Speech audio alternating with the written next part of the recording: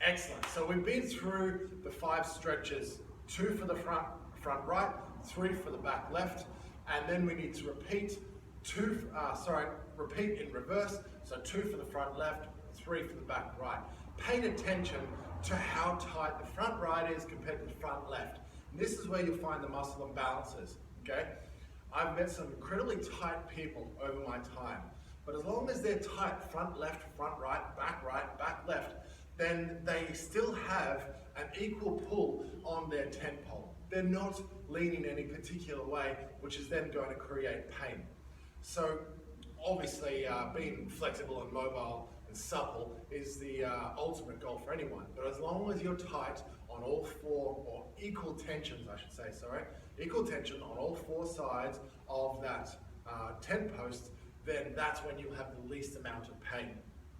So, running through these stretches again. Always starting with the front right knee down. I'm going to lunge forward. I'm tucking my pelvis under, thrusting my pelvis down, trying to get my groin to touch the heel of the foot in front of me. If I want to increase that, I will turn away from the knee on the ground, and I'm going to hold this for a minimum of 90 seconds. Moving into stretch number 2. I can grab my foot, and if I can't reach that, I can use a cord. Today I've got a skipping rope. Last time I used an elastic band. Up and over my shoulder. There's 2 ways I can change this stretch.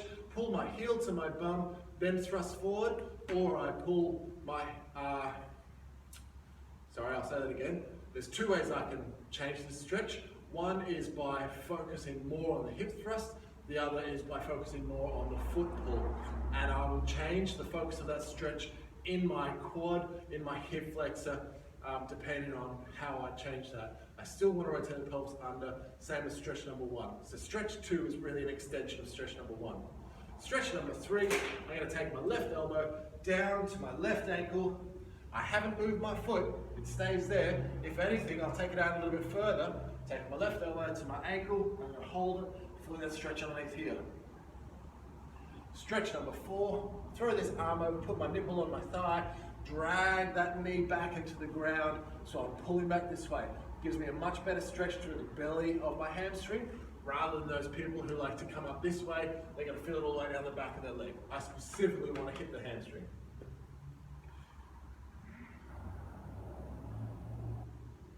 And stretch number 5, I'm going to take this leg across myself, and then down to my knee, pushing this back leg back to really feel that in my bum.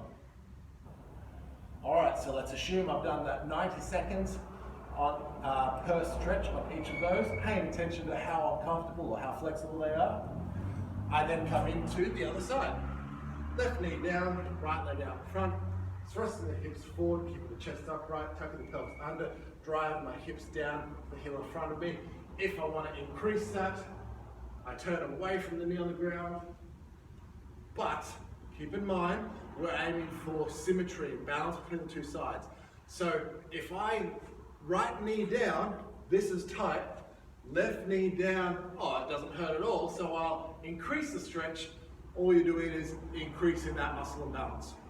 So sometimes I will say to a client, if you don't feel as much on the left-hand side, hence proving we have a muscle imbalance, only hold it for 30 seconds on the left-hand side or the non-dominant side, and then on the tighter side, which is what we should be doing first, typically the right side, right knee down first, we will hold that to 90 seconds. This way, over time, 90 seconds, 30 seconds, 90 seconds, 30 seconds, plus with our exercises of stretching and strengthening, you're going to achieve that homeostasis or that balance much, much faster, reducing, if not curing, your back pain. Left knee down, thrusting forward. I'm going to hold this for 30 to 90 seconds, depending on where my muscle balances are. Stretch number 2, grab my heel, drive my hips forward, pull my heel to the bum. Stretch number 3, right elbow down to my right ankle. Stretch number 4, throw my arm over my leg, right nipple on right thigh, and pull the knee back into the ground. Stretch number 5, grab this leg, pull it across me, go down to the figure 4 on the floor.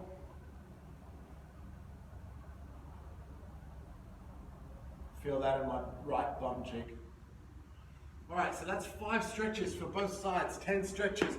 The 11th and final stretch will be coming up next. Stretching is a dynamic, your body is a dynamic entity. It's constantly changing. Who knows where the tension will be? My assumption from case studies and histories and 1,000+ clients that I've treated is that the right knee down is typically the tightest. Even in a left-hander, typically right knee down is the tightest. Only the occasional true left-hander, which means they right and throw a ball with their left hand.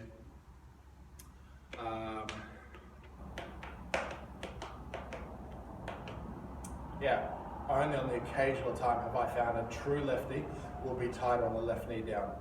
So, learn what I've said and then adapt it to what you need. If you're tighter in one muscle group that contradicts what I've said, that's cool. Focus more on that muscle. Give it 90 seconds, give it 2.5 minutes. Stretch it twice a day instead of once a day. Whatever you need to do to create that balance again. That's how you get the strongest core, strongest back, most amount of stability and flexibility.